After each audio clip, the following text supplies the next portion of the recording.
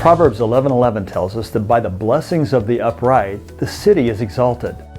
In the last 2 months, I've made 2 trips to 4 different East African nations. And overall, our Petros Network team completed 15 days of leadership training with over 600 church planters in very impoverished and unreached areas. These church planters, we call them indigenous missionaries, are taking their regions by storm. They share stories of healings, demonic deliverances, the dead being raised, and other signs and wonders. The gospel is being proclaimed, souls are being saved, converts are being discipled, and God's kingdom is coming to places previously ruled by the darkness. But no more. Now that rule is being returned to the rightful ruler, to God.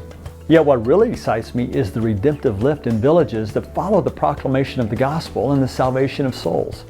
By redemptive lift, I mean that wherever people respond to the gospel, not only are souls saved for all eternity, but life for the villagers gets better immediately. In other words, when the good news takes root in a place, the city is exalted. You know, over the centuries, most of humanity's great advancements and social reforms were inspired by believers carrying God's message to their corner of the world.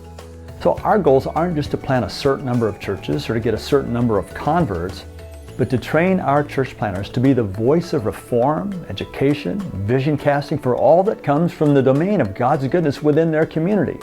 See, the gospel demands of people a better way of living, and it shows them how. Better hygiene, clean water, environmental stewardship, human rights, women's empowerment, protection of vulnerable children, food security, government that serves the best interests of the people, better family relationships, and ethnic harmony. By the blessings of the upright, the city will be exalted. Yeah.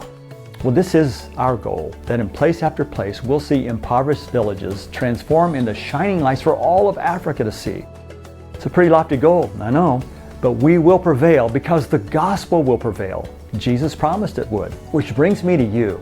God wants you to be an agent of redemptive lift in your village too. Your home, school, workplace, neighborhood, social network, or wherever you do life. He desires that wherever you live to be exalted by your righteousness. This isn't just God's plan for Africa, it's His plan for you. So let me ask you, is life in your village better simply because you're there? Should be. After all, the gospel is meant to overflow from your life, making you an agent of redemptive lift. So would you join me in asking God where and how He wants to use our righteousness to exalt the little corner of the world in which we live?